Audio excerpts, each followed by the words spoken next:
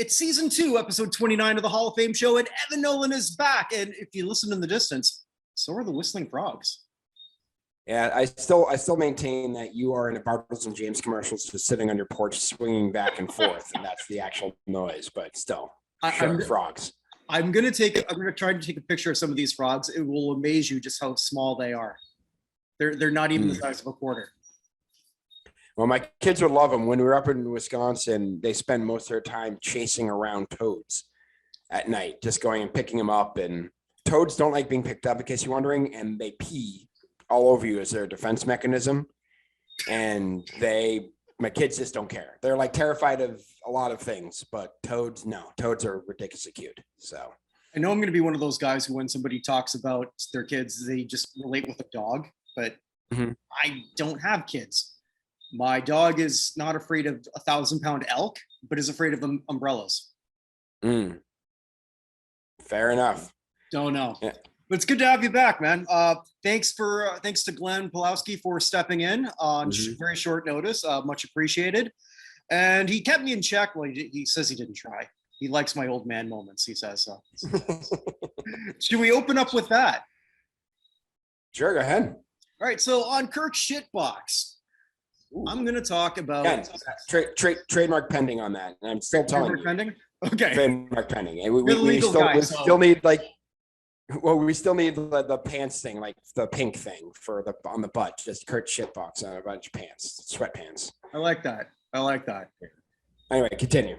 Now I'm just picturing rather large women at the airport wearing that. I don't know why I've got that in my head, but so on Kirk Shitbox, it can be large men. We're gender neutral here.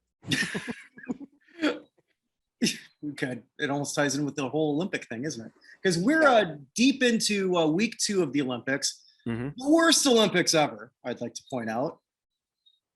Why do you think it's the worst Olympics ever? I want to hear your actual reasoning. Okay, this isn't this is not part of the shit box, but okay. I'll go there. It's being held by a country that didn't want it, by fans that can't go, by fans who didn't want it, with rules that make no sense across the board in terms of drug policies and the whole, everything's sort of really come to light. That Sha'Carri Richardson's not there and some other people can. That there were some deliberate things that we talked about with Caster Semenya and some other ones that I learned about in Africa who were not allowed to participate. But we have someone who's trans who was doping the other way. Right, and couldn't even lift once, never even got out of the first round. So right, and for those who are saying, well, see, it shows that there wasn't any advantage. That's a load of horseshit because this person was 43 and never should have been there in the first place. Correct. Yeah. But I want to talk about Simone Biles, and there's a lot of people going so crazy one way or the other, and to those who say she's a complete quitter and a disgrace to the country, go fuck yourself. With something sharp, and hopefully it's tested with tetanus. Yeah, and for those who say it's the most heroic thing she's ever done, no. What basically happened here is Simone Biles became human. That's what this is. This is as simple as that. And there was I went on her Twitter, and there was something that I'm just going to bring this up, that she retweeted, I forget from who, but it was just somebody who I guess knows her well. And I just thought I'd read that and just sort of like, maybe we can sort of go through that and really put in perspective why Simone Biles did quit. Because she did quit. I mean, you can't, anyone who says that she didn't quit doesn't understand the word quit, but calling her a quitter, I got a problem with. Because she did quit mid events, because she basically got in her own head, and I got a theory on that, but which I'll get. All right, go ahead. I'll let you go, and then I'm going to go back to that whole quitting thing. So go ahead. Okay. All right. So this is from someone else. So it makes me so frustrated to see comments about Simone not being mentally tough enough or quitting on her team. We were talking about the same girl who was molested by her team doctor throughout her entire childhood and teen years. Won the all-around championship title while passing a kidney stone. Didn't know that. Put her body through an extra year of training through the pandemic. And before we go in, let's just these two things alone. Larry Nassar, you've talked about on the show. I think we can pretty much agree is the biggest piece of shit. It's going to be harder if we did a piece of shit Hall of Fame. He might have his own wing. You know? He would be definitely in the running for first ballot, and everyone who covered up for him because they knew about it. I talked about the FBI a month ago probably, and they're just like, U.S. Gymnastics is lying to us. That person seems shady, so we're not even bothering to investigate. Exactly. So we don't know specifically what happened, and nor are we entitled to know. Correct.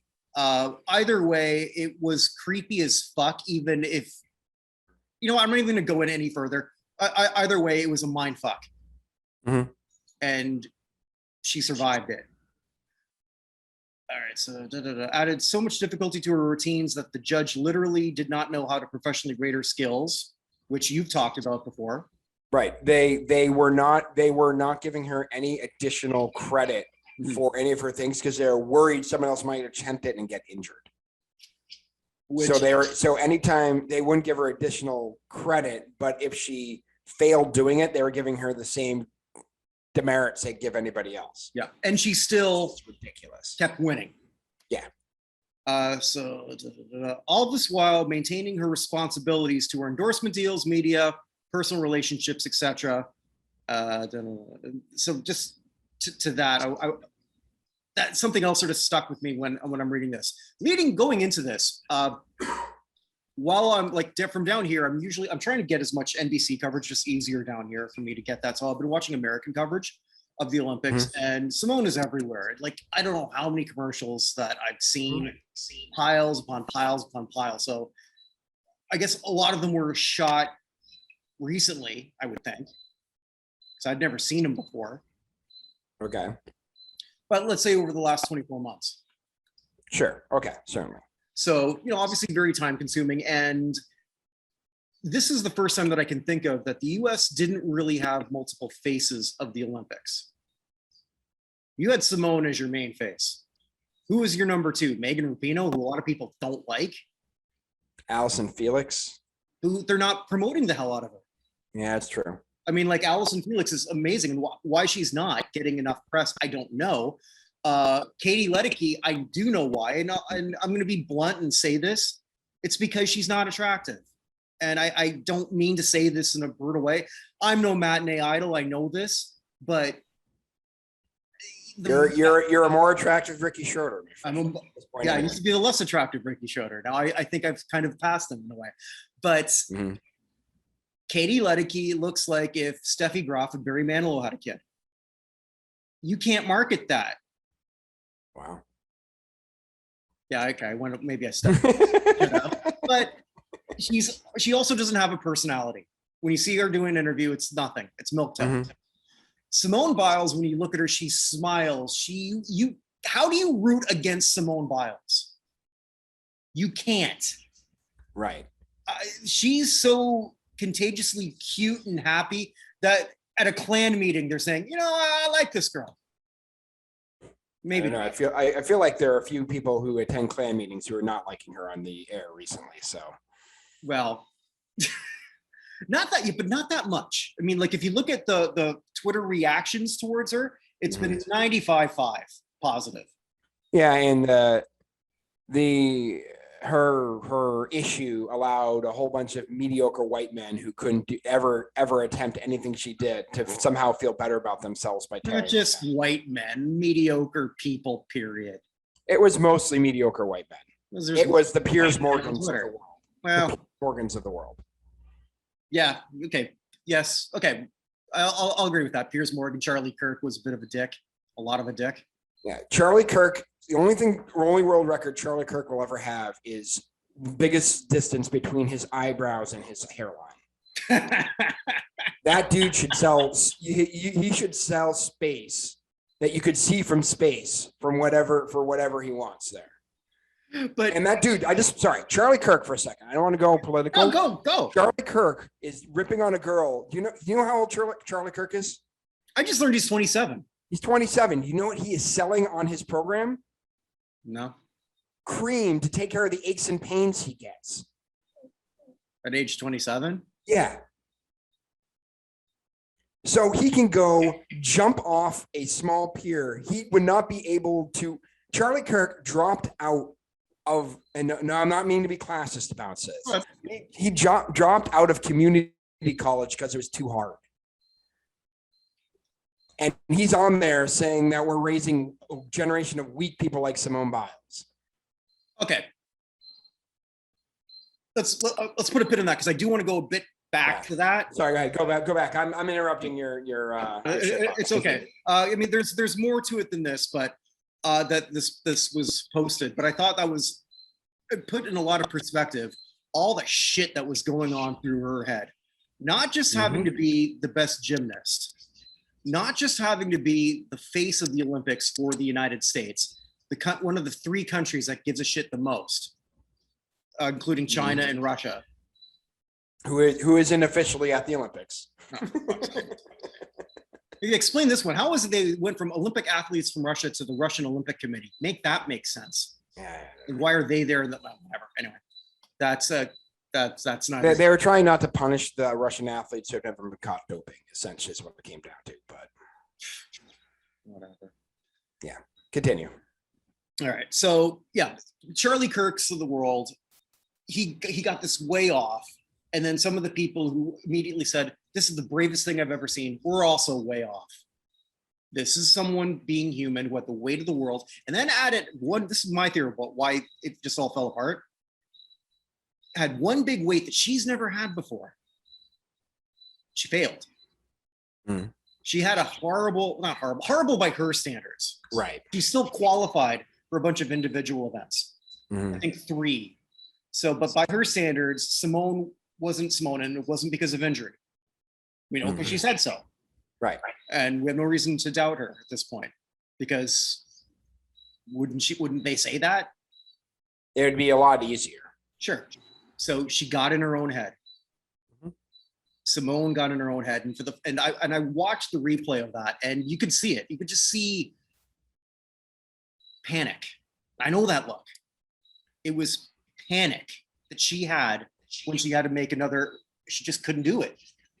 Yeah, she couldn't do it. Yeah, she said she lost her mental landing point. Yeah.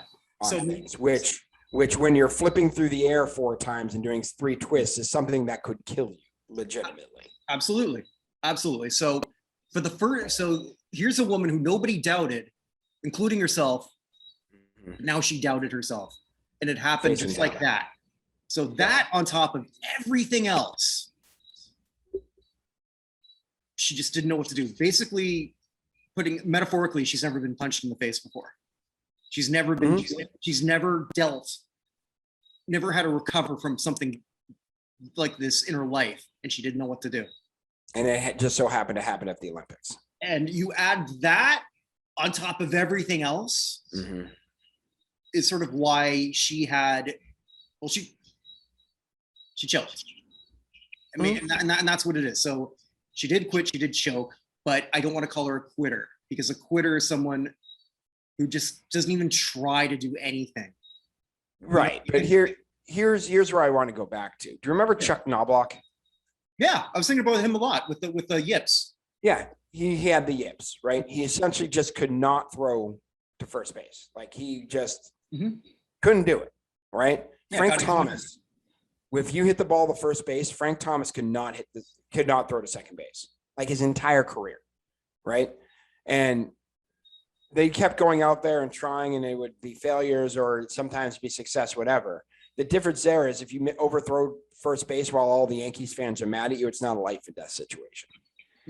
Simone, I'm not saying officially everything's life and death. She lands wrong. It could be, but it's too dangerous to her physical health for that to happen. Now, she did come back for the balance beam. And one of my buddies was like, oh, is she better now?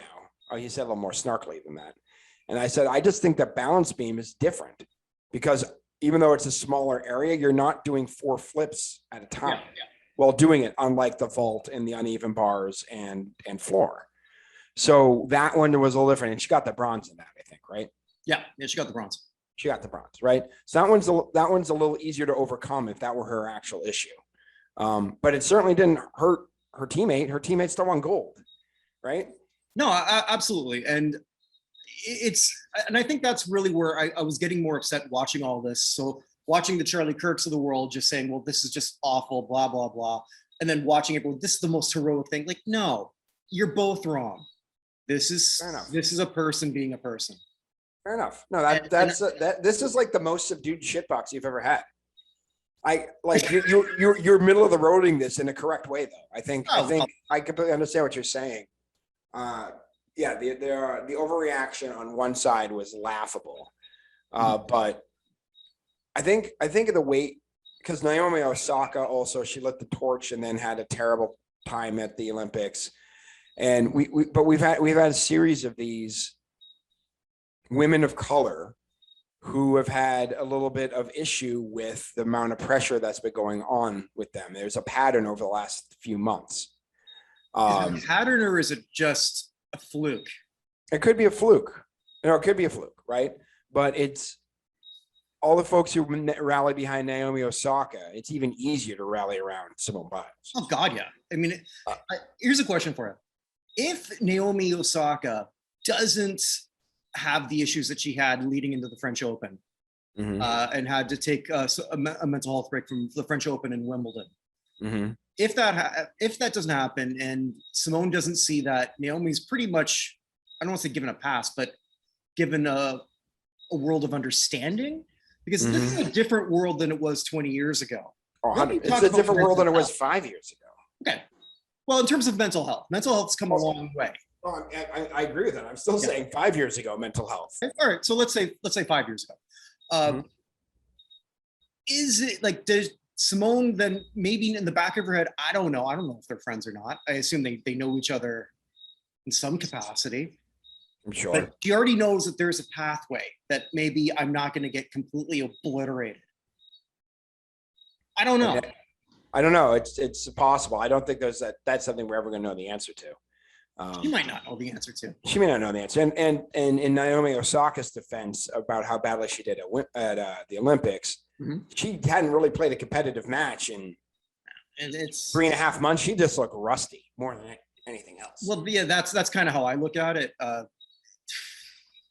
Naomi did fine. I think because last one with Glenn, I actually want to amend something I said with Glenn, because I realized something after, because I said, because there was a lot of people who were upset that Naomi Osaka was lighting the torch. And I was looking at it, well, if I was living in Japan, you know what? I think I would want someone who actually lives in Japan. But what I failed to remember was how happy I was when we had the 4 torchbearers or 4 in Canada, and one of them was Steve Nash. And Steve Nash hasn't lived in Canada forever. Right. You know, whereas Gretzky did, and the other two. So, I just had to. I guess what I'm trying to say is I don't know what Naomi Osaka means to Japan. Yeah, fair enough. I want to sort of retract that. I might be right. This is a kinder, gentler Kirk Buchner today, my friend. Buchner. Bucher. Sorry. The Buke. The Buke. The Buke stops here. The Buke goes into the toilet. I don't know. I mean, like that's something I felt passionate about. I was getting upset watching all these crazy reactions. You know who actually I thought had the best reaction, and this is gonna blow your mind. I wrote it down here. Let me find it. Ben fucking Shapiro. Okay. Yeah, where is this? Yeah, exactly. Damn it, I can't find it. I had it all here. Not so much. Either way, it was. I'll try to remember this. Simone is not an awful person or for not competing at the Olympics. Simone is not a hero for that. Simone is Simone. You know what? That's not exactly what she said, but I mean, basically, same idea. Let's put it in perspective, which is not always what he does best. But I thought that was kind of interesting. Some of his stablemates went the exact opposite way, but I think stablemates is a good. So yeah. Yeah. Anyway, all right. Hey, was that it for you? That's pretty good. Yeah, I mean, more or less. I mean, I think the reactions that a lot of, and again, for those new. I'm not American. I'm Canadian. So I am cheering for the Canadians, obviously, in almost everything. Even in the bet that I have with you, I'm cheering U.S. basketball. Exception, usually when I cheer for anything American, but I've never seen so many Americans hate on their own. I've never seen this before. Yeah. Well, we are a country divided right now. Yeah. And both sides are rooting for America. They just have different definitions of what that is. That's a very apt thing. And I think my elevator down, I'll be talking a bit more about that. But yeah, that's my shit box. It's just basically, let's put this in perspective. Simone Biles, is she the GOAT? Yeah, she's still the GOAT. I do think though that when you said she's the greatest athlete, period, that's done. She can't. Greatest athlete, period, don't joke. I don't think that's done. Yeah. Who? Here's the question: who are you putting up above her? Right now? Right now. LeBron has never choked. LeBron has choked. LeBron also has a lot more competitive things. LeBron's never walked off a court. We're comparing an apple and an orange. It's next to impossible to do. So just by the way, with hyperbole, someone put up today who would win between if he had time to train LeBron and Mike Tyson in the 1980s in a fight. Ooh. In a boxing match. And first of all, that is one of the dumbest things I've ever heard in my life because Mike Tyson would murderize him. And secondly, I would take all the people Mike Tyson beat in the 1980s also over LeBron. If LeBron was trained to fight, though? Yeah, no. Buster Douglas would wipe the floor. So anyway. So okay. Well, normally we go into the death rattle here, but I think it makes more sense to go into my good, bad, and ugly just because of the. Oh, I got the hammer this time? Damn. Yeah, I think you do. So I guess we'll do both mine back to back here. But since we've done so much Olympic talking and we were talking about Simone and everything anyway, I think it makes sense. So by the way, what are you wearing? You got a USC hat on. What shirt you got today? Oh, just Lone Star beer. Oh, okay. I got my Notre Dame shirt on today. But just by the way, I'm thinking of just wearing a random small businesses T-shirt every single time. Okay. So on one of my dumb jerseys, which I'll get back to that next week. Fair enough. Yeah, I may just start wearing random small business T-shirts from across the country that I've picked up. Or if anyone wants to mail me, I'm just looking for more T-shirts. If everyone wants to mail me a T-shirt, I will wear it and talk about your company for 5 seconds, or maybe even 15.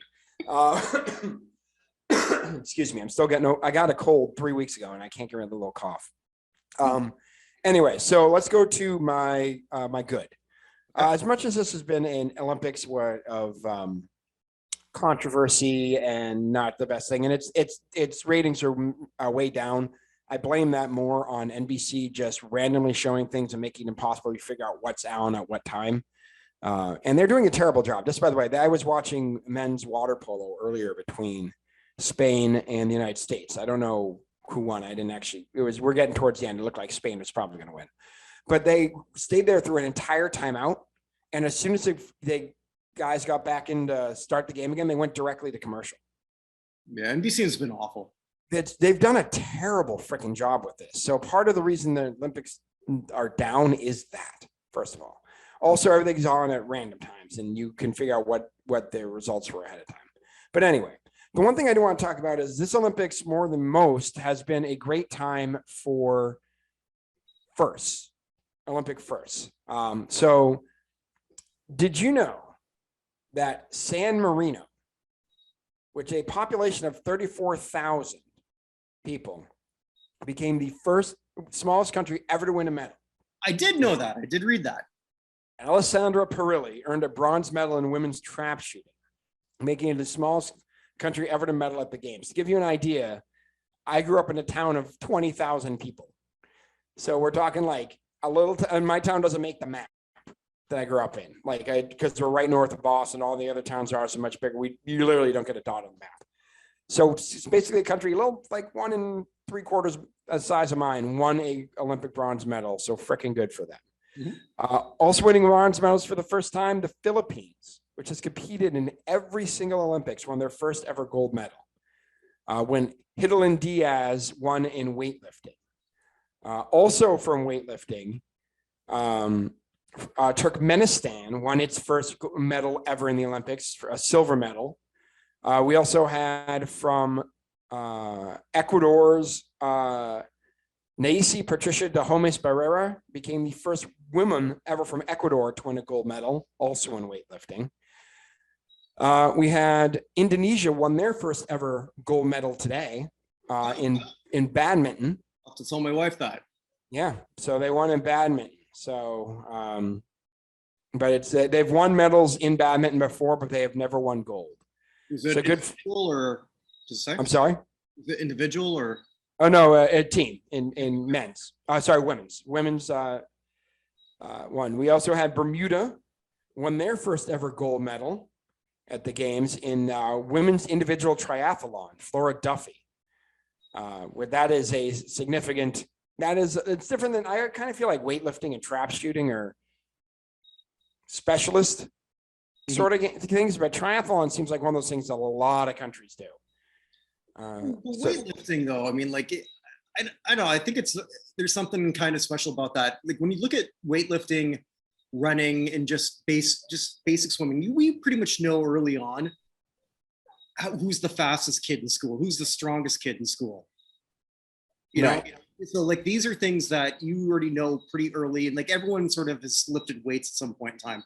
Some of these Olympic sports, no one's ever done. Yeah, right. Well, some people obviously have done it, but clearly because they're competing in it. Yeah, but anyway, sorry, I interrupted. Yeah, that's right. We also had Momiji Nishia, who won 13 years old, won a gold medal in street skating for Japan. Japan has absolutely wiped the floor in skateboarding with everyone else, which is crazy. One other thing I want to bring up, an athlete we saw, one of the greatest athletes in the history of the Olympics. Our Cuban wrestler, Mijain Lopez, won his fourth wrestling gold in 4 different Olympics. His 5th Olympics, his 4th gold in the same event. Do you know he becomes the 5th athlete ever to win 4 gold medals in the Olympics in the same event in their careers? Can you name the other 3 of them are Americans? One's a New Zealand guy. I don't remember New Zealand guy's name, but he won it in sailing. So a Cuban, there's the guy who won in sailing. The other 3 are Americans. Out of order is one of them. Who are the other 2? The same sport. Yep. The same event in the same sport. All right. So odds are it's not track. I think order's the only one to do that in track. I want to guess Michael Phelps. Michael Phelps is one of them. All right. Is the other one a swimmer? I think the other one is track. Hold on. Oh. I've all of a sudden blanked on the other one. It's track. I'd have no idea. Hold on. Let me just double check, make sure I'm wrong. Not wrong. Yeah. So Paul Elvstrom, actually for Denmark, sailing. Oh, Carl Lewis in a long jump. Yes, Carl Lewis in long jump is correct. Okay. I thought it was. Then you said no, and then I doubted myself. Okay. Yeah, and then I forgot about Carl.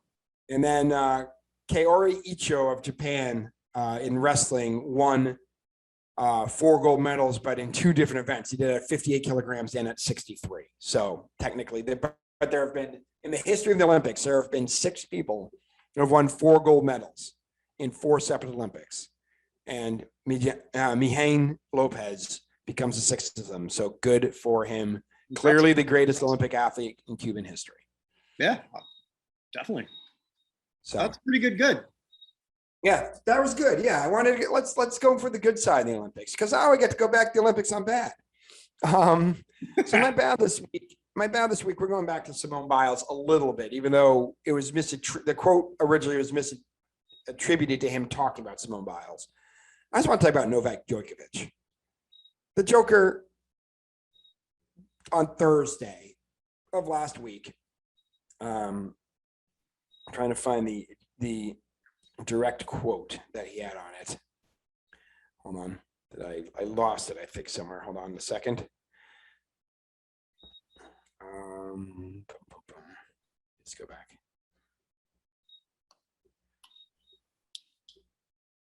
There we go. All right. So Novak Djokovic's direct quote, and again, it was attributed to talk about Simone Biles. It was not directly talking about Simone Biles. Was that oh, come on, I can't find the direct quote anymore. Somehow I lost it. It's right there with my Shapiro quote. Yeah, hold on. Essentially saying that if you're going to play at the top level, you have to be able to keep your cool, right? Mm-hmm. And that the idea that you could if you can't keep your cool, you shouldn't be competing at the top level, right? Let's see here. And then 3 days later. And then 3 days later, he lost badly in a tennis match in the semifinals to not the most heralded player.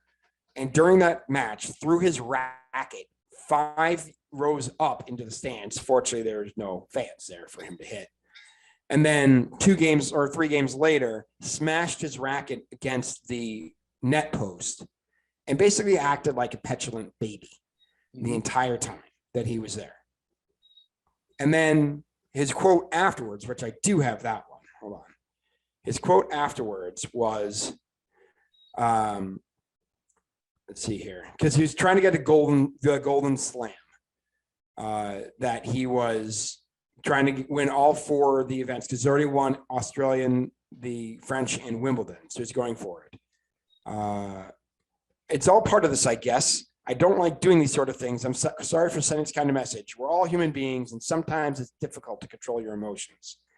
I didn't deliver yesterday and today. The level of tennis dropped, also due to exhaustion, mentally and physically. I gave it my all, whatever I left in the tank, which was not so much. Isn't that essentially what happened to Simone Biles? A lot of it. A lot of it.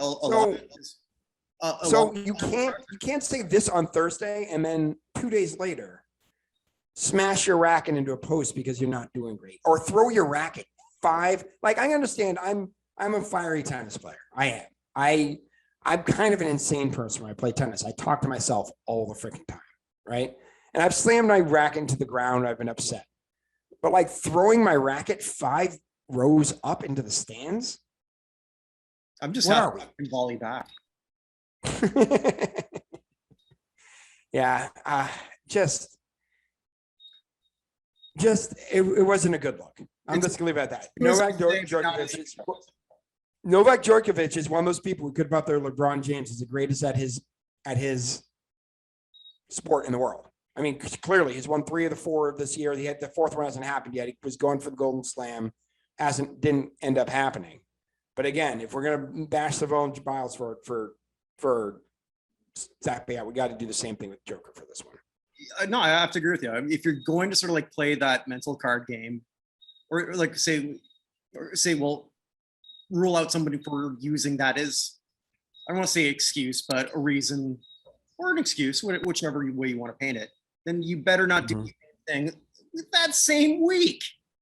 You're not even the same week. Within 40, it was legitimately within 48, like 52 hours. Yeah.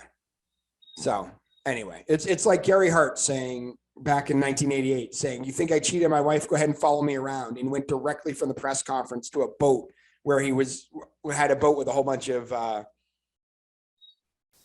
female accompaniment and got photographed all over the place. I thought it was just the one female, but I can't remember, to be honest. I was 9. But I mean, just the idea of going directly from the press conference to a boat with someone who is not his wife probably sunk his campaign. I always sort of go back to that when my dad and I used to talk about when Trump was going for it in 2016, and we always would go back to, said, like, you remember, like, Trump had 100 things worse than Gary Hart. Mm-hmm. Yeah, everything's different now. Yeah. Yes, everything is different. What's ugly? So And then I guess I'm going to the ugly. Mhm. I do want to point out for 2 weeks ago, we were supposed to do it. I had been sick, like I said, and we were going to do it. And then Jasper, unfortunately, Dog. got ill. And then I went on vacations and weren't able to do it. I do want to point out that my bad/ugly I decided 2 weeks ago was University of Texas, bailing on the Big 12 because Iowa State and TCU were beating them in football too much. And so they had to get out so they can now get beaten routinely. Just so you know, here's a question for you. Ready? Sure. How many? So Big 12 has existed since 1998, I believe. Mm-hmm. How many? No, it's 96. How many championships in football has Texas won since 1996 in the Big 12? 4? 2. Just seems like it would be more than that. 2. You know how many Nebraska has won? I don't think they've done that well in the last little while. Well, they're not in the Big 12. They're now in the Big 10/14. They've been in there. They've been in there since 2005. Let's see. Nebraska was really good in the late 90s. 3. I guess. Yeah, correct. That's the correct number. So Nebraska hasn't been in there for 15 years and has one more championship than Texas, who thinks that they're the biggest shit this side of the Pecos. They're going to get their ass kicked routinely in the SEC, and I am here for it. Why? Oklahoma will hold their own. It sucks that the Big 12 is breaking up altogether, like Iowa State and TCU and Baylor and Kansas State are going to have trouble. Some will pick up Kansas, some will get Oklahoma State. But in West Virginia will probably end up taking Notre Dame's spot in the ACC, unless the ACC and SEC. But West Virginia's in the SEC, aren't they? SEC, no. When Big East broke up, they went to the Big 12. Oh, that's right. Okay. So they should have gone to the ACC because they're right there with Pitt. They're the school between Pitt and Virginia Tech. Like they're right there in between those two schools. So like the midway point. No. So I've crossed that border between Pennsylvania and West Virginia. Man, as soon as you cross that border, something feels different. Yeah. Well, the roads go down to one lane. They're one lane roads all the way through that state. It's a very strange state to drive through if you've never done it. But West Virginia is probably end up in the ACC and Notre Dame spot unless there's talks now the SEC and ACC may combine into one massive conference. They're trying to get Florida State and Clemson, and the whole thing is just a mess. This whole time they've been talking. Sorry, again, this is not my ugly for the week. I just want to talk about it for 2 weeks ago. But this whole time, the NCAA has been talking about how amateurism. They actually just agreed to pay $3.5 million to the plaintiffs in the Ed O'Bannon case for having that they owe them an escrow for what they should have gotten while this was all going on, right? But this whole thing is a freaking money grab, and Texas still thinks that Vince Young is their quarterback. Texas has not been an important college football team in over a decade. As much as they think otherwise, it doesn't matter. They don't matter. They're going to go into the SEC. Alabama's going to kick their ass. LSU's going to kick their ass. Georgia's probably going to kick their ass. And now Texas A&M, at least for the next few years, is also probably going to kick their ass.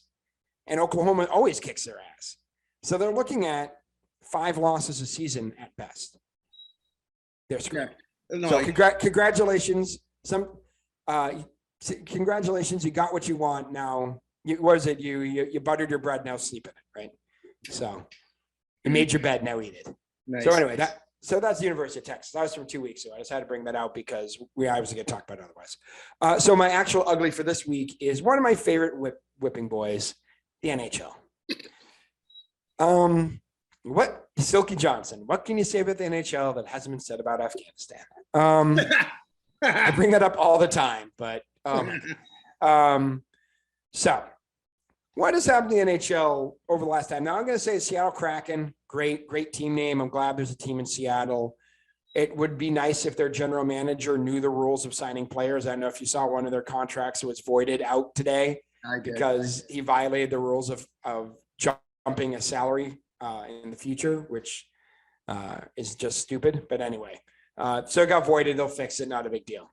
Other than that, congratulations, Seattle. You deserve a team. It's great to have you back. And the Kraken is an awesome name.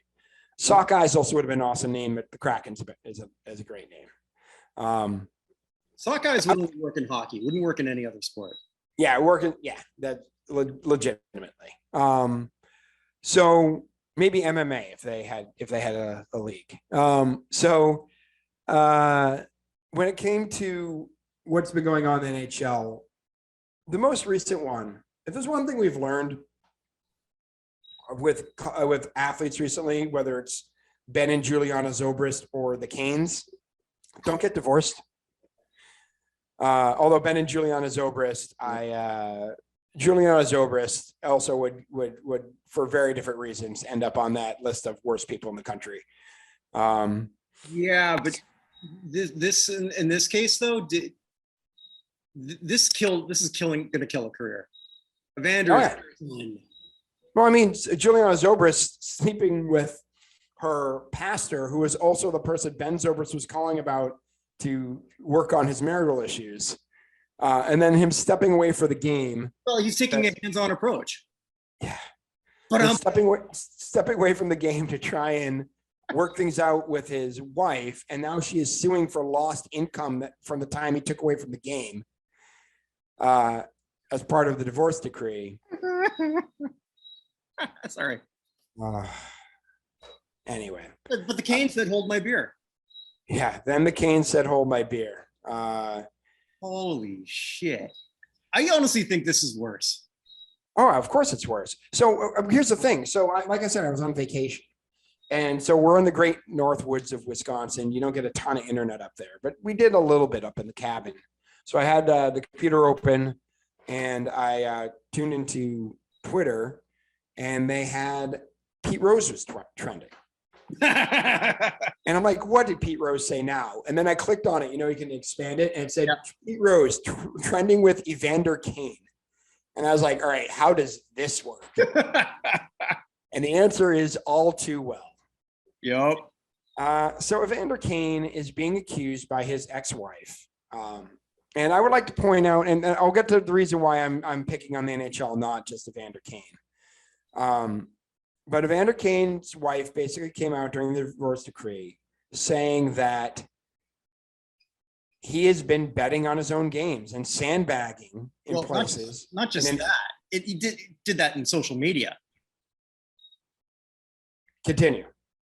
No, that's it. She did that. What she said in the divorce, like this was on social media for everyone to see. Right. But she also went to the NHL with it as well. But yeah, the divorce decree and everything else. But yes.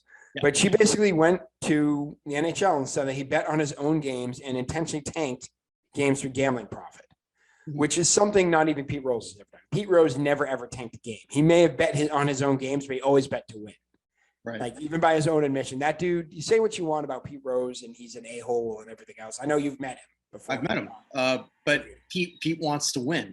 Pete wanted to win. Charlie Hustle. They used to make fun of him for routinely sprinting to beat out grounders to first base, right?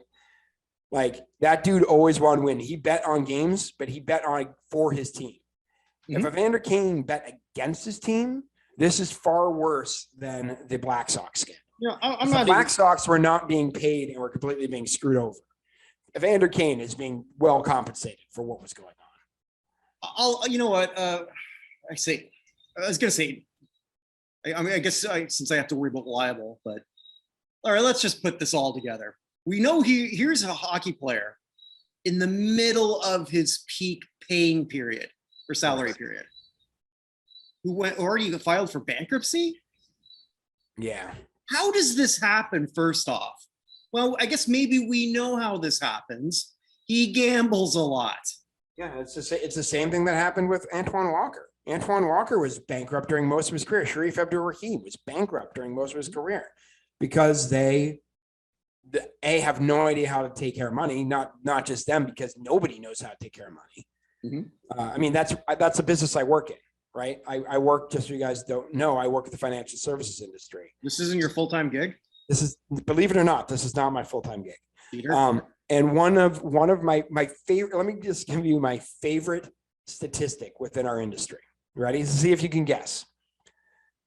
Between receiving a life insurance check and buying a new car in the United States, how long is that time period on average? I'm guessing not very, 12 hours? Oh, you're way under. Most people who I say this to, because I bring this up in every class. I'm a training person, so I bring this up in every class. They're like, I don't know, a week, whatever. It's 31 hours. Okay. It's 31 hours between getting an inheritance check and buying a new car, right? Nobody has any idea to handle money.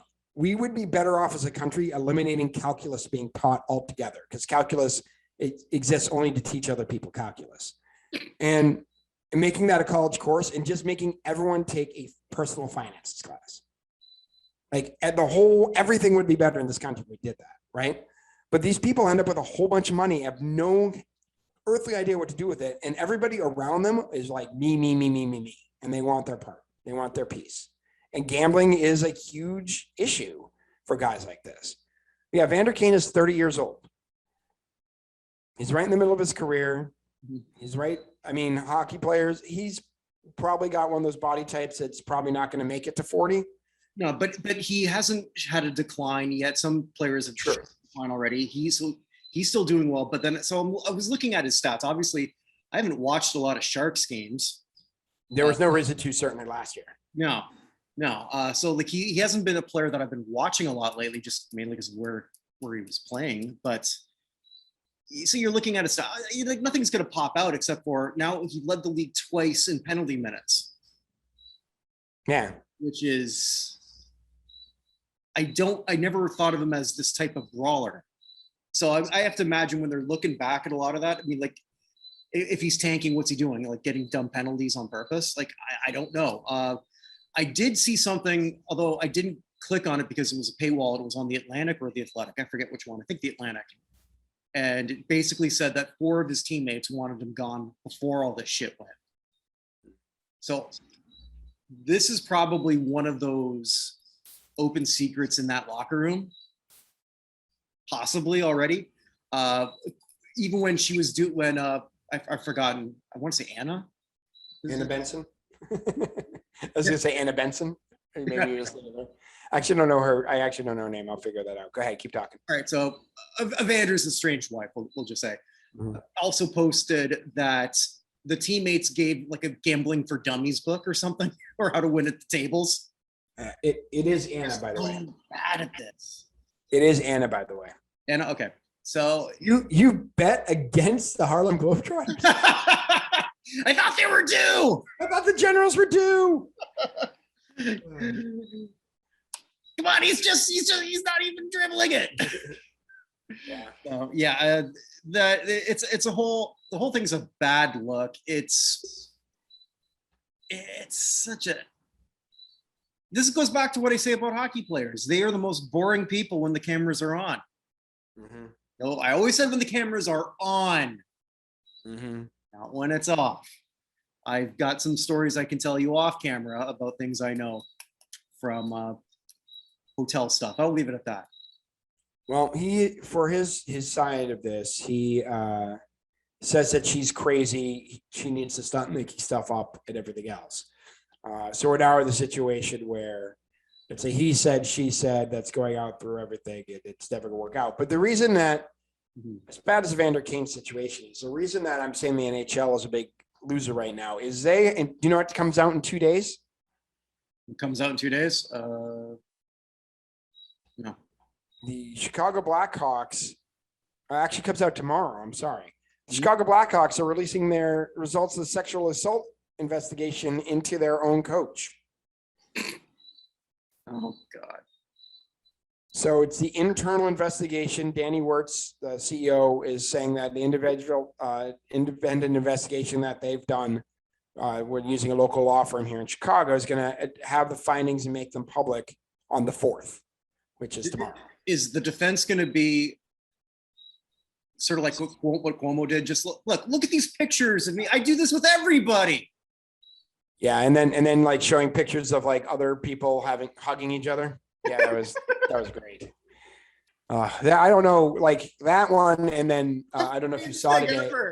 I don't know if you saw today, Mo Brooks, who's a representative here, who's one of the people very involved in the January 6th thing, served as his own lawyer in a court case and said that he couldn't be sued for what happened on January 6th because he was just doing what the president told him to do. And basically his whole defense was essentially like, Trump was involved in the insurrection from the beginning. He's the president, I'm just doing what he told me to do. The whole thing was really, really bad. I was just following orders. Never, ever, ever serve as your own attorney. But anyway, so the Blackhawks and allegations here. We have Brad Aldrich, who was their former video coach, who has a plethora of sexual assault things against him, and a former Blackhawks player saying that everyone knew about the sexual assault and nobody did anything about it. So that's coming out tomorrow or maybe Friday at the latest, or probably Friday. It's most likely a Friday afternoon news dump, right? Because that's when most of these things happen. If they don't do it on Friday, then good on them, because that's what most people would do. And then finally, we have the Montreal Canadiens. I don't know if you remember, this is something else we can talk about because I was gone, or I was on vacation when this happened, I think. So with the NHL draft, and there was a guy, Logan Mailloux, who was playing for the London Knights and had consensual sex with a girl, took a picture of it without her consent, and was basically passing it around with his teammates in the locker room. Understandably, the girl's upset about this, and he tried to take himself out of the NHL draft. Okay, he had a non-apology apology, which is very common. Sorry if anyone was offended. He did say he had to do better, but he said he was trying to take himself to the NHL draft this year because he was not mature enough to be drafted this time. He's going to take the year and whatever. Like, it was not apology, but that was at least seeming like a step in the right direction. His age, that's pretty damn impressive, though. Yeah, I agree. The apology itself sucked. That step was much better. Okay? He was on camera. I told you, hockey players can't do shit on camera. Yeah, well, that makes sense. So he tried to take himself out of the draft. We found out, unfortunately, on the end of the first round, that a player is not allowed to take themselves out of the draft, which seems a little bit like forced indentured servitude, but whatever. But the Montreal Canadiens drafted him in the first round at pick, I think 24 or whatever it was. And let's just say the guys on the NHL Tonight studio, because I was watching that one live, not enthused. They were visibly angry at the decision that had been made by Montreal. So we have the sexual abuse thing from the Blackhawks coming out. We have the Canadiens. I'm not going to say one of the NHL flagship franchises, the NHL flagship franchise. You're a Bruins. That hurts me as a Bruins. That hurts me as a Bruins fan. Yeah. They are. They are the flagship franchise in the NHL. Evan, let's put a full stop here. That is anything else that we could possibly say, nothing will shock me more than what you just said. You saying that. What can I say? I'm a Red Sox fan, and the Yankees are the flagship franchise of the MLB. I mean, the Celtics are the flagship franchise of the NBA, because the Los Angeles Lakers are counting them Minneapolis titles, which is why I think Minneapolis should be counting the Los Angeles titles the same way. But yeah, it is the only show in town in Montreal. It's the only team in town, and no offense to the Alouettes, right? It's the only team in town in the NHL. Another team? It is a team that has most recently been to the finals, lost the finals, and the team that most recently won a Stanley Cup in Canada, which is depressing. I'm sorry. 1993, 28 years ago was the last Canadian team to win the Stanley Cup. Can I segue to something right now? Go ahead. All right. That's actually a perfect time for self-promotion. Please. 1993, where the next episode of the Classic Sports Review will be Joe Carter's Touch 'Em All, Joe. You'll never hit a bigger one. I love Joe Carter. On the flagship, on the mothership. Mothership? No, I'm ripping that off of someone else. On notinhalloffame.com. Excellent. Well, yeah, 93 was a big year for Canada. But yeah, the NHL's got all three of these things going at the same time. And they are not a league that is good at dealing with problems. No, they're and not. Gary Bettman is not a man who. Gary Bettman, I still maintain to this day, is an NBA spy. He is a high-placed NBA asset who they put there in 1995 or whenever, and has been there ever since, and has done all he can to try and make the NHL as unpopular as possible. Although I do have to say, them getting on ESPN instead of NBC's former Spike channel is no, it wasn't Spike, it was Versus. Remember Versus television for white folks, sports for white folks. It was just the Tour de France and hockey and stuff like that. But yeah, they're in some serious duty. This is bad. This is really, really bad for the NHL in a time when they should be celebrating a new franchise coming in, probably the last franchise coming in, because it doesn't make any sense to go more than 32. It doesn't make sense for hockey to have 32 teams anyway, but it certainly doesn't make sense for hockey to go to more than 32. Hockey's done so well in the United States over the last 30 years in growth and everything. And yeah, it's press they don't need. I think they'll sort of, not that I like whataboutism, but the scandals in hockey kind of pale to what goes on everywhere else, or at least probably true. Know about. Probably true. I mean, that's entirely possible. It's just that it's a storm going around the NHL right now. 3 things that they don't want to deal with all at once, and it's good. They're going to have a bad rest of this week. I'll tell you that right now. Regardless of what comes out from the Blackhawks, the Blackhawks like nothing happened. That's going to be a shitstorm. If the Blackhawks are like something happened, that's going to be a shitstorm. Like it doesn't necessarily matter what happens with that. That is that and Evander Kane. I'm throwing in the draft pick for the Canadians, but like that and Evander Kane are going to haunt this league for the entire 2021-2022 season at least. It's so simple. Maybe you don't sexually abuse people. Here's a thought. That has never been tried before, my friend.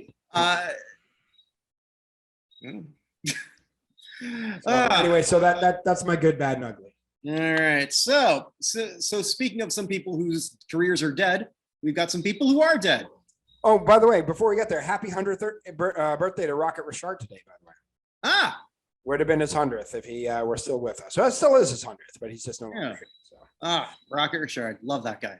Yes. So anyway, all right. So I'm going to go through, we have a whole bunch of people who died in the world of music this week, but our biggest person is over there. So I'm going to start outside of that instead. So I'm going to start with Canadian Hall of Famer and one of the Canadian Baseball Hall of Famer and one of the last surviving members of the Women's Baseball League, Helen Nickel, passed away at the age of 101. Okay. She went between 1943 and 1952. She pitched for the Kenosha Comets from 43 to 47 and the Rockford Peaches from 47 to 52. Went 163 and 118 in her career with a 189 earned run average, which seems pretty good in terms of earned runs. So, but she all-time leader in games pitched, innings, wins, and strikeouts in league history. Made it all the way to 101. Wow. So, but she passed away, age of 101. It doesn't say why. I'm presuming just old age. Just 101. Yeah, 101. It doesn't really matter at that point. It could literally be a fly landed on you and your hip broke. Mm-hmm. But congratulations to probably one of the greatest players in the history of that league. So, yep. For the world of wrestling, we lost a couple people. I don't know if you know either of them. Jody Hamilton, who was a professional wrestler, promoter, and trainer, best known as one of the Assassins. Yeah. She passed away at the age of 82. Do you have anything to say about Jody? Not that much. I mean, when Jody Hamilton was wrestling, he was wrestling mostly in territories outside of the WWF when I started watching, and he was winding down at that point. One interesting thing, he was the lead trainer at the WCW Power Plant, or the first lead trainer. So a lot of the wrestlers at that World Championship Wrestling were, they would find he was one of their first trainers. But he was a real big name in regional promotions. Yeah.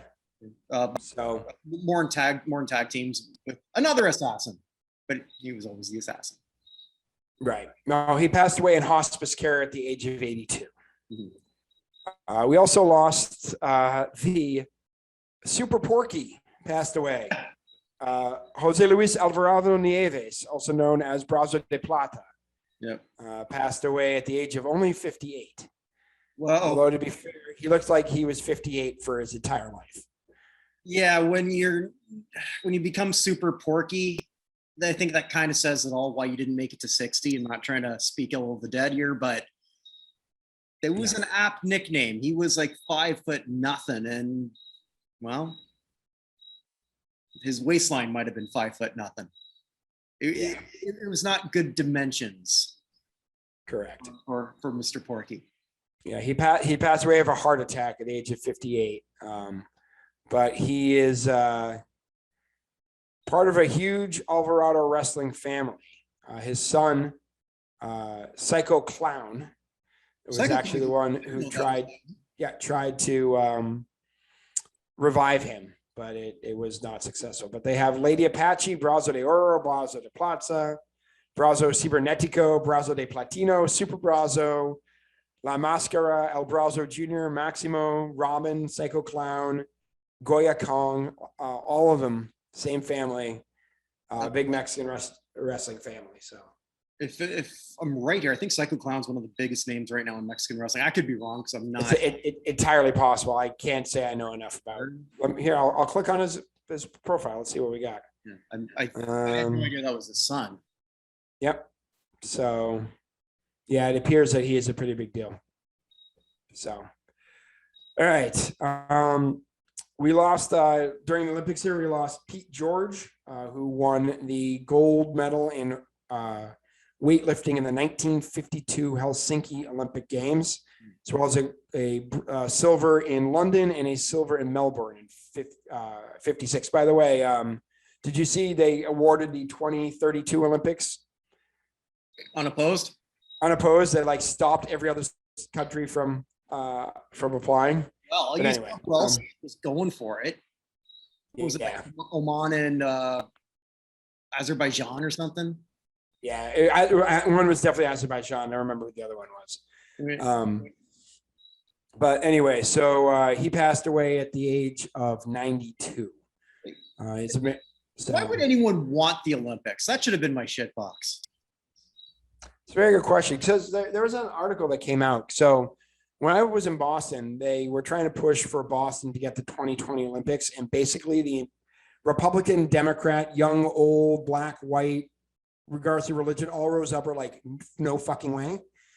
So as soon as they announced that, they said that the Boston should really apply for whatever Olympics because it's a perfect place. Like, why? Why would we do that? Isn't it nice when some things bring everything together? Yeah. Yeah. The only people who wanted it were the politicians, and the politicians only wanted it because then they could line the pockets of their buddies. Like, there was no advantage to be honest, though, the one thing we did get out of it was they expanded public transportation to more areas because they're like, oh, we may need to do it. But like, what are we doing here? So with LA, because they're going to have it soon, and their massive homeless problem that's getting out of control. Like, what I can't even imagine. Yeah. But I mean, the one thing is Boston wouldn't have to build any, I guess, facilities for stuff, but sure they would. We have a velodrome, we have the track, like we have pretty much everything there already. It might be we may need to be an Olympic stadium, to be honest, or they'd have to use Gillette down in Foxborough, which is in the middle of nowhere. As much as you can be in the middle of nowhere in Massachusetts, that's where Foxborough is. So anyway, back to Pete George. He passed away, like I said, at the age of 92. We lost a Canadian silver medalist from the 1984 Olympics, Angela Bailey, passed away at the age of 59. She had cancer, and also had a 5-year struggle with mental illness.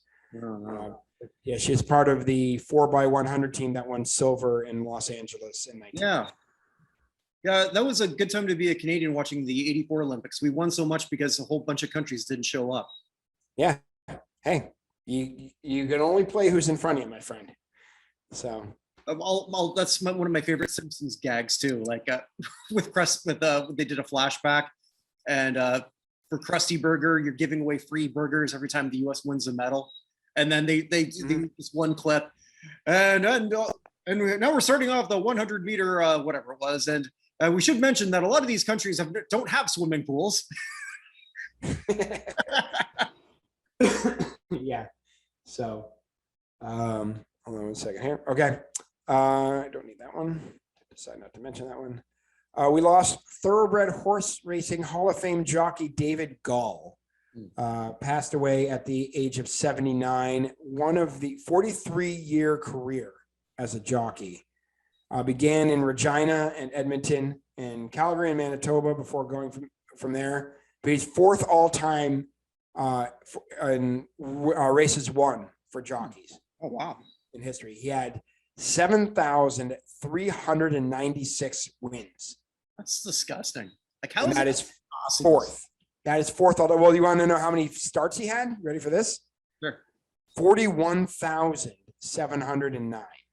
I guess if you're racing multiple horses in an event. So, yeah, he retired from the industry in 2011, but he passed away at his home in State College, Pennsylvania, at the age of 79 on Sunday.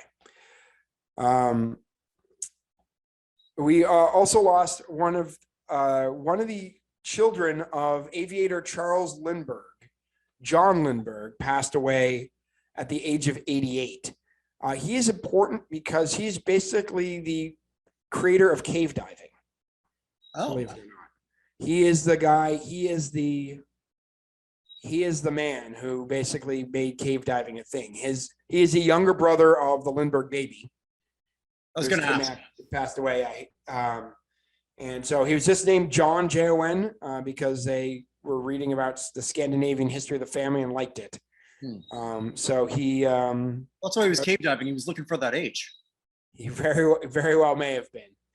But yeah, he died of renal cancer in Lewisburg, West Virginia at the age of 88. So, but it didn't occur to me that the Lindbergh children would still be alive. But I mean, at 88, that's not that old. So, we also, before we get to sports, I just want to bring up one great American.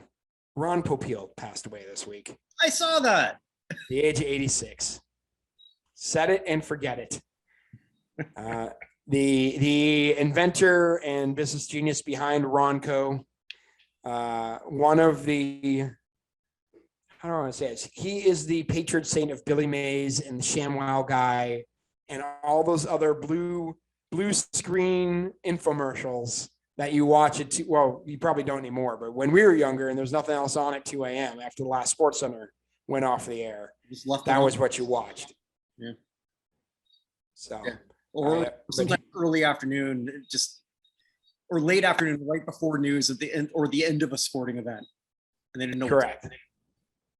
Yeah. So Ron Popeil was 86 years old. He passed away at Cedars-Sinai of a medical emergency, but they didn't give what it exactly was. But 86 again, who knows, right? All right, now we get into sports. Not sports, into music. So actually, earlier today, Paul Johnson passed away, who is one of the legends of house music here in Chicago. He actually was very well known. He had an international hit called "Get Down" back in 1999 in house music. He was very well known for being such a big guy in the industry, but he also was a double amputee. He lost one in shooting in 1987, and he was in a car crash sometime later and lost the other one. But just a pillar of the music community here in Chicago, and unfortunately passed away from COVID at the age of 50. Actually today. I saw that right before I popped on here. We lost Paul Cotton, who is the writer of the international hit song Heart of the Night, also a member of the band Poco and the Illinois Speed Press. He passed away at the age of 78. I'm going to run through most of these guys because there's a bunch of them who we may not know that well. We lost the lead singer of the 1950s doo-wop group, the Harptones, Willie Winfield. He passed away earlier this week. They're probably best known. They're heavily involved in the Goodfellas soundtrack more than anything. A lot of their music was used for that. But he passed away at the age of 91 of a heart attack. From the Derek Trucks Band, we lost their senior member, Count Mbutu, who was one of their drummers. They had a couple of them, but one of their drummers passed away. He'd been a drummer from 2004 to earlier this year even. But he was, hold on a second. Count Mbutu was, it actually doesn't say. He was the oldest gentleman in there in the Derek's Truck Band, but he passed away earlier this week. From Bill Haley and his Comets, we lost Al Rappa, who after Bill Haley and the Comets broke up, there were two members of the group who had competing Comets groups, one led by Al Rappa. So Rappa passed away earlier this week at the age of 94. He was a bassist for the Bill Haley and the Comets. It's amazing any of those guys are still around, to be honest. We lost Charles Connor, who was the drummer for Little Richard's band. Whoa. He died? Yes. Oh, wait, you interviewed him? I did. Multiple times. Oh, my goodness. No, just once. I didn't know he passed away. At the age of 86 on July 31st. Oh, shit. Okay. Man. Okay, yeah. Oh, I'm sorry, man. No, it's that was one of the first interviews I ever did for the site. Just not just Little Richard, Professor Longhair, he drummed for Sam Cooke. The riff that he did was Keep a Knockin' was then used on Led Zeppelin's been a long time since a rock and roll. I had to think about that. Yeah. Rock and roll. Yeah. Yeah. Man. His drum seats are in the Hall of Fame. Shit. Yeah. So I had him, he worked with Sam Cooke. I saving him towards the end here for that, but he worked with Sam Cooke, Jackie Wilson, the Coasters, Big Joe Turner, George Lightfoot, D. Clark. A whole bunch of people. As a member of the Louisiana Music Hall of Fame in 2010. He was working in an autobiographical documentary up until his death. Yeah. He told me the story about when Little Richard went straight, sort of. Because they were in a plane together, and a lot of turbulence. I forget exactly. I'd have to go back and look at it. Because it was a transcribed interview. No, I didn't do it. It's a transcription. Shit, I wish I kept that audio recording. And it's like after that, that's sort of like when he found religion again. Because Little Richard always had that issue with religion. No, we know Little Richard had issues with himself and sexuality, the church, and whatnot. But Charles Connor, he said like it didn't matter to him that Little Richard was gay because he just got all the he didn't have to fight for leftovers. He was. Oh, I love talking to him. Black women, white women, didn't matter. I got them all. Nice. So he passed away. He apparently had been in hospice care. He had hydrocephalus prior to his death. So yeah. Okay. Yeah, sorry, I had him towards the end for that reason, but No, I missed that. I missed it completely. We lost Metal Church's lead singer Mike Howe. Unfortunately, hung himself this week at the age of 55. Yeah. So they're working on a new album that they're planning to release in 2022. He's their original singer, David Wayne, also committed suicide back in 2005. So he's the second one of their lead singers they've lost this way. So, but yeah, he was 55 years old. Even younger, at 46 years old, we lost Joey Jordison from Slipknot, the drummer from Slipknot. Also a member of the Murder Dolls, who are a horror punk band. I didn't see. That happened when I was away. Did you see what he passed away of? No, I didn't. I neither. But he was in September 2013. He was named the world's greatest metal drummer by the leaders of Loudwire. He won also the best metal drummer in 2010. For I guess it's called the Drummies Awards, voted by 6,500 drummers worldwide, and he won. So young. I mean, you don't think that you're going to be doing, when we're doing, like, I guess the death roll, death march, whatever we want to call it, that we're going to be talking about a comet and a member of Slipknot. The eras don't even remotely intertwine. Yeah. So far apart. So die so young. Well, actually, I see it right here. He had acute transverse myelitis. What's that? So he lost the use of his left legs, and it stopped him from being able to play the drums. Before he was rehabbing, he did a whole bunch of medical help and intensive work in the gym, but he passed away in his sleep at the age of 46. Not a good week for drummers. No, not a good week for drummers or bassists, because we lost, of course, Dusty Hill. Yeah. Hey, so how did he die? Sorry. I don't think there's anything from his tush. Well, he wrote Tush, of course, and that was one of the few songs he sang for as a lead for ZZ Top. He said he suffered from. There was no cause of death announced, but he said he suffered from chronic bursitis. It doesn't. But I don't know. I don't know exactly what Dusty was. As I've brought up before, Zombie Top is one of the great bands of all time. They were a struggle when they got in the Rock and Roll Hall of Fame on their first nomination, not their first year eligible, but their first nomination. It was a struggle to get them through the nominating committee, and finally, I can't remember somebody was holding them up, and finally there was like a deal made to get ZZ Top on there if they voted for somebody else. It was like a backroom deal, and ZZ Top like soared into the Rock Hall, and whoever the other half of that deal was didn't even come close to getting in. But like the ZZ Top is, I mean, it's one of the most influential. They are Texas. They are Texas rock music, and one of the most iconic looking bands of all time. For sure. I just sometimes on the background I'll just put on some what I call comfort flicks, so that I don't really have to turn my head around. Start working on whatever it is I'm doing for the site. It was Back to the Future 3. I did turn when they were doing that little guitar flip, because you kind of have to. They just look like they.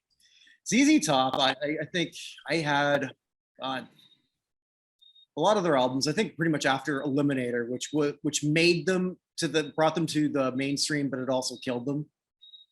Right. Because that's what they tried to replicate too much after, and it just never. Yeah, everything they did after was not good, in my opinion. But fair enough. Having said that, a lot of the people, myself included, because I would have been 12 when Eliminator came out, or 11, got Eliminator, and then my brother just said, "Oh, you like this?" And then he had all the old tapes, like El Loco, Deguelo, and I'm blanking on some of the other ones. Tres Hombres, I think, was another one of the albums. And just kick-ass Texas blues. Yeah. Just so good. Also, too, apparently he was just like one of the nicest, most humble guys. Listen to the Jim Cornette podcast, who's a pro wrestling manager. And so he talked about his meetings with Dusty Hill, and because he was a big wrestling fan, but he never used his name to get, to get tickets. He just would show up. and just shit like that. And then he met him a few times, and just like super kind, humble. Talked about he used to get Christmas cards from Dusty Hill. Like, just a good guy. And those are sort of the heartwarming stories you don't hear enough of. I mean, it's always the debauchery, which I'm sure he did. I'm sure he did. But you can do all that stuff and still be a nice guy. Absolutely. So I guess that's the hammer, huh? Yeah, that is definitely the hammer of this group. So yeah, Dusty, we're left with the other members. Frank Beard, of course, the man without the beard. I know. But he and Frank Beard have been playing together in a band since 1966. Crazy. So at 66, he was 17 years old and had been playing the bass for 4 years. He's picked up the bass at 13. His older brother was playing guitar. And so most bass players use from at least where I understand, I'm not a bass player, but I learned to play guitar first and bass second. Dusty just never bothered. He just started with bass because his brother was playing guitar and his brother needed a bass player. And they picked up Frank Beard when he was 17. His brother was 19 for the drummer for their band, and they stuck together all the way through. So Billy and Frank keep trucking, but sorry, Dusty. Adios, amigo. Adios. So I guess I literally have the hammer this time. Usually I don't. So elevator up, elevator down. And that's where I look at someone who in their past week did their Hall of Fame chances, whatever Hall of Fame that might be, improve. And I got someone, not necessarily that it improved, but someone we've never talked about. I thought it would be sort of interesting. He got a bit of a standing ovation recently in what will be his last international game. Well, a standing ovation for who was there, because right, there aren't that many. Yeah, but we haven't talked about this guy. Someone who I think will get into the Basketball Hall of Fame on the international side and should. Argentina's Luis Scola, who I was looking up some stuff here. Let me bring that up. I had no idea his international accomplishments were this filthy, like just sick. So in addition to his long career in the NBA, so with the Rockets, Phoenix, Indiana, brief time with Toronto, and he was, he had a couple of pretty good seasons with Houston, looking at like 3 straight years, averaging over 15 points a game. But internationally, oh my God. So he's actually number 1 all time in FIBA Eurobasket in field goals, 4th in Olympic.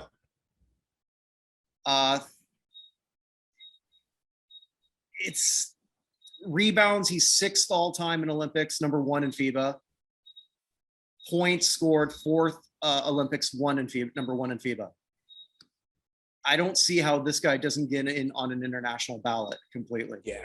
I mean, as I've said before, Dino Raja is in. There's no way Luis Scola is not getting. Yeah. I wish I knew exactly how they decide that shit, because we don't.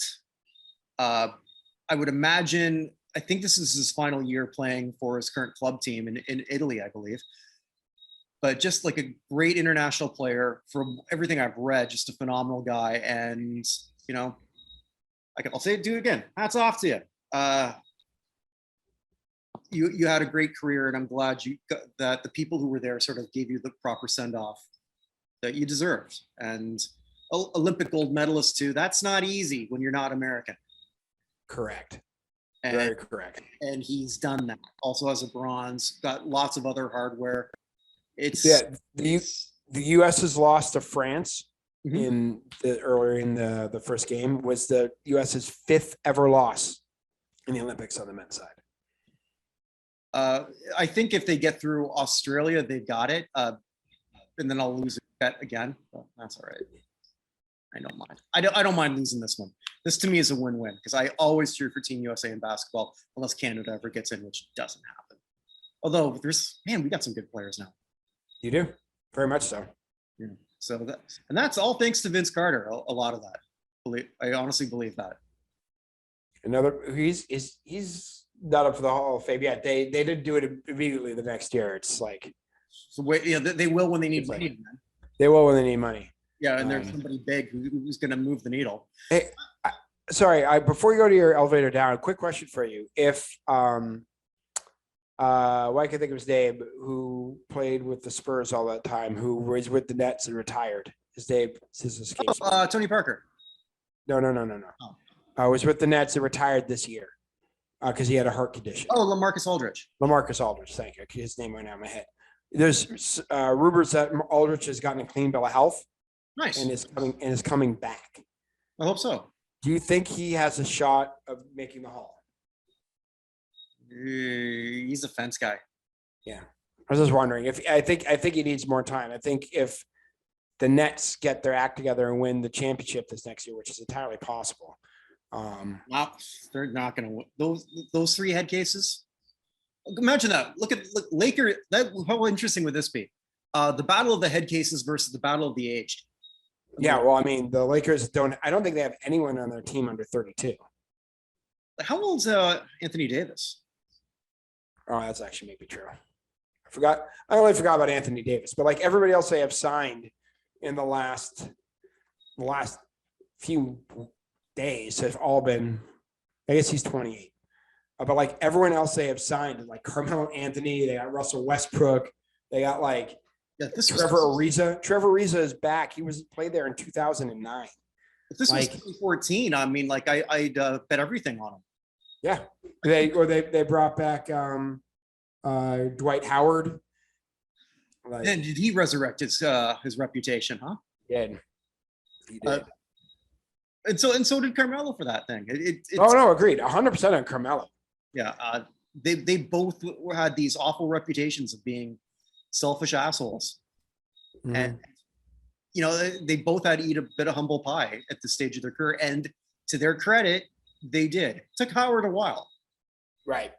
It took Dwight a while. It really did. But yeah, I mean, I would love to have him coming off the bench for Toronto if that was possible. But anyway, before you get to elevator down, one last thing. Yeah. Just in. Okay. Burkina Faso just won a bronze in the triple jump on the men's side. Who's ever? Their first ever Olympic medal. Nice. They become the 100th country to win a medal in the Olympics, in the Summer Olympics. Doing so. It'd be interesting to see how many countries have won that don't exist anymore. That's also true. Yeah. I know the Dutch East Indies once made the World Cup, so then Indonesia, but yeah. How many of them were Indonesian? Oh, they're all Dutch, I'm sure. It's just like Curacao. It's like Curacao for soccer now. They're all just Dutch guys. Well, wait till if they ever get back to the World Baseball Classic. And Mike Piazza plays for Israel again or whatever. No, he played for Italy. Yeah, he played for Italy. Now, who played for Sean Green? Played for Israel? I can't remember who played for. Israel. Team Israel, Team Italy. Italy wins the whole thing. Like what we were in baseball. What's baseball? Yeah, I'm sure they go wild in the streets of Rome, but I'll save that for later. Another time. Anyway, but congratulations to Burkina Faso, who has one of my favorite capitals to say, Ouagadougou. Mm-hmm. So, and actually the reason that I'm married to my wife, believe it or not.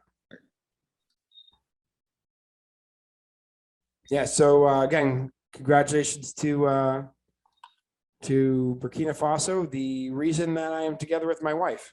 So believe it or not, because I met my wife, we will tell my children that it was in a philanthropy event. Mm-hmm. It was a bar crawl for the March of Dimes, because there's no better way to prevent birth injuries to children than drinking with strangers all day. I saw her in the first bar with her roommate. We went to the second bar. I was there with my best friend, the best man at my wedding. And I said, there are 2 attractive girls. We got to talk to them. And he's like, I'm not drunk enough yet. So I just, at the second bar, I went and sat the way we had to. I talked to her roommate first because she was closer. Clear that Jackie and I were never going to be a love match. So I started talking to her. I didn't realize she had a rule. I didn't want to talk to her roommate first. It was not something she'd be interested in. So I was just trying to come up with anything. And I said, have you ever traveled anywhere? She said, Burkina Faso, as among other places. I said, Burkina Faso. I know all about Burkina Faso because I represented them multiple times in the Harvard Model UN. So whoever thought Harvard Model UN would be useful in picking up a girl in the bar where I would spend my entire life with her. So yeah, it's stupid. I met my wife online. I was actually started online dating right before I met her. I actually put an ad through, the newspaper, The Onion. The Onion is a satire newspaper. Yeah.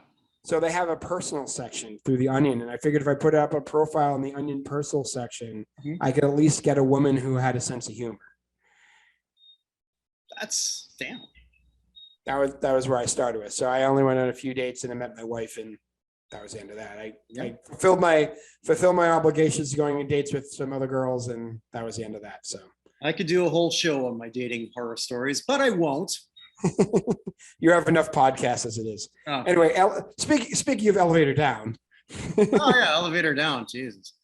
I got someone who was an elevator up, and I kind of thought she was going to be elevator down. I wanted to see what she would do. And we're going to close with the Olympics. Our literal hammer is the hammer throw.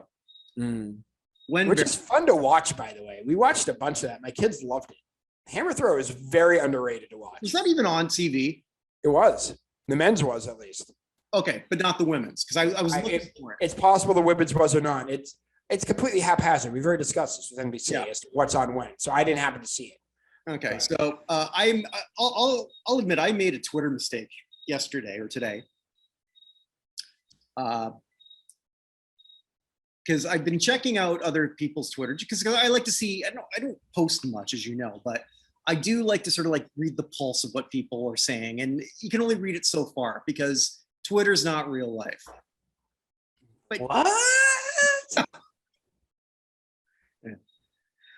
But it gives you a bit of an idea what some people are thinking. So when I talked about how Simone was pretty much getting 95.5, maybe higher than that support, Gwen Berry doesn't even get the 5. It's bad. It's really bad. And so I said a few weeks ago that when she had her temper tantrum, I'm going to call it what it was. That was a temper tantrum on the podium. Okay, you want to be famous because you can look on her social media, which I did. This is a woman who wants fame. I truly believe that. So let's see what you're going to do with it. It wasn't great. Wasn't great. Forget the fact that she came in 11th, and a lot of people are ripping on her for that. Okay, 11th in the hammer throw, 11th in anything at the Olympics is impressive. I'm not going to dump on anyone for that. And I read she wasn't expected a medal anyway. So this might be a little bit lower than what she was projecting. Might not have been. But message after message that she does, or everything that she retweets, is just trying to dunk on whoever is hating on her, trying to make points without actually making points. She just retweets. I don't know. Her timing is so bad in some ways, because I think a lot of right now, and you'd know this far better than I, living in the United States, and because here I'm shielded from a lot of that in Barbados. I think there's just a lot of people who are just sort of like just want things to get back to normal. And jumping on, not that she necessarily jumped on this for fame, but maybe she did. But jumping on the whole social activism train a little late,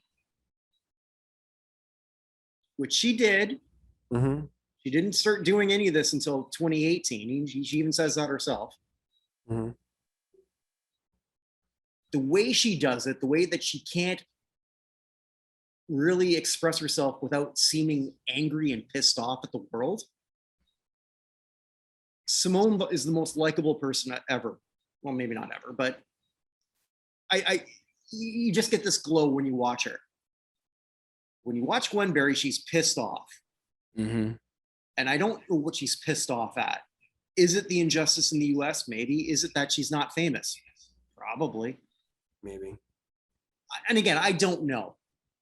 But this is where you want to become somebody that is going to be larger than life.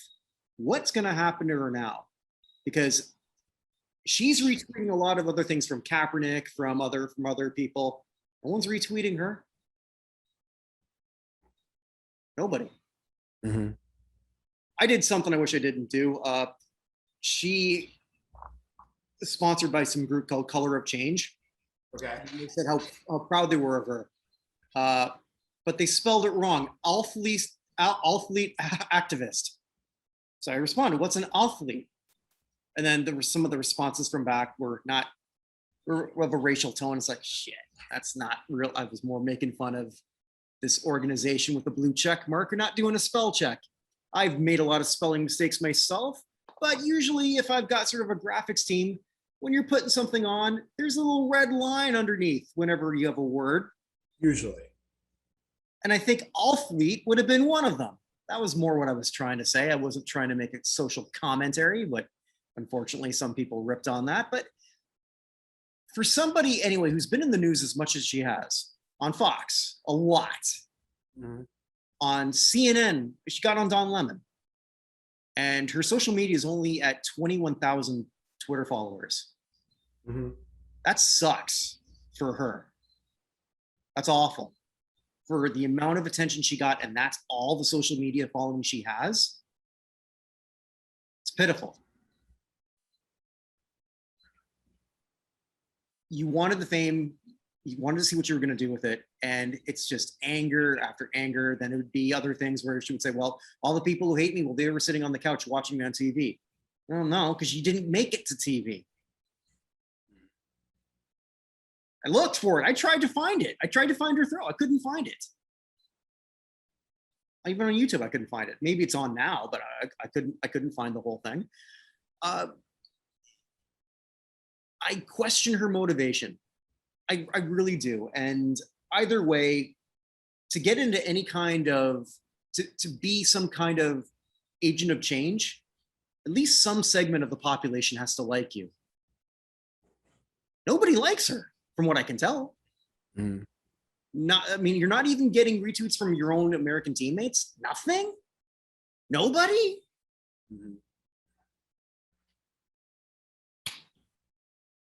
Pretty good elevator down.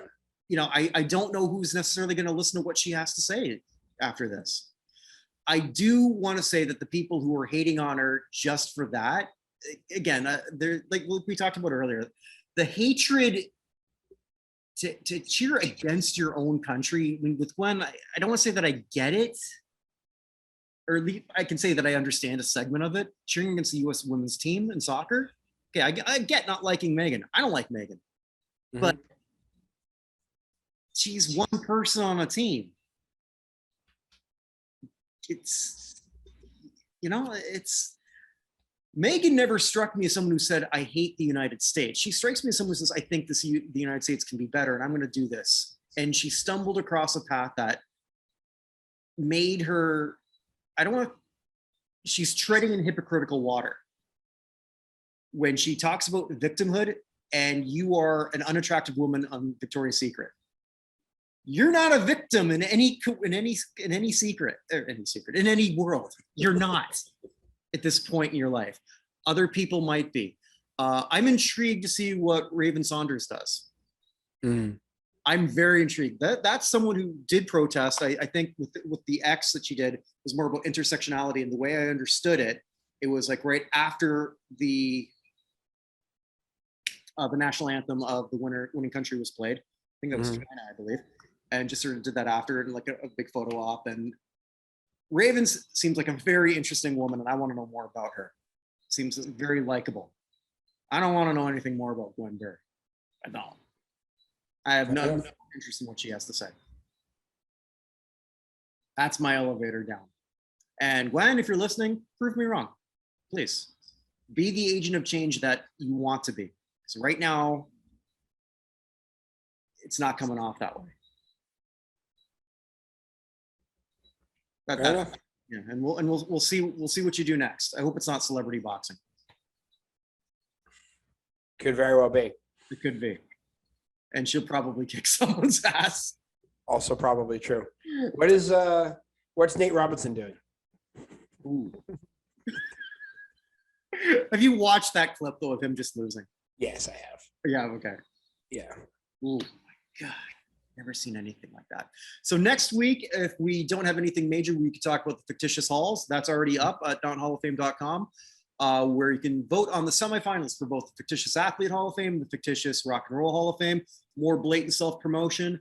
We'll be reporting tomorrow. This crap was on national television. We were going to look at the time where Arnold Jackson's best friend got diddled but we decided Okay. not to do that. Instead, you're gonna do the very special episode of Punky Brewster where Cherry gets stuck in the refrigerator during hide and seek. No, we're not. We're going to look at Kiss Meets the Phantom of the Park, a TV movie that was so awful that no one was allowed to even mention that around Gene for years. Wow. So we're going to be looking at that. To be honest, it just sounds like a Scooby-Doo episode. Well, it was done by Hanna-Barbera. Oh, well, there you go. I knew nothing about it, but it just sounded like a Scooby-Doo episode. Not only that, Peter Criss, the drummer, was so wasted that he either didn't, depending on which story it is, he either reported to do the looping or was so inebriated they couldn't use it. So they used somebody who had done the voice of piles of, like a voice actor, who would later go on to do many things for G.I. Joe, Transformers, and working at Super Friends, did the voice of Zan and Gleek. Oh, wow. So so Peter Criss sounds nothing like Peter Criss because it wasn't Peter Criss. Also, Ace Frehley stunt double one time, I think, was black. I'm pretty sure. Well, under the face paint, you couldn't tell. So I'm not positive, but yeah, a movie so bad it never got re-aired again. Fair enough. Took me forever to find this. So that's my blatant self-promotion. I think that's a great way to end the show. With that, everyone, wherever you're listening, wherever you're watching, stay safe. And the Chupacabra says something. Capybara. Yep, what was it? It's a capybara. Okay, well, I don't know. It's the largest rodent. My kids got it. It was just sitting out here at the table. Okay. I know. If you go look it up, capybara is the animal that's friends with every other animal. They can hang out with crocodiles. They'll hang out with elephants. They'll hang out with everyone. Everyone loves capybara. So sounds like my corgi. Sounds right. All right, I'll talk to you later, man. All right, take care.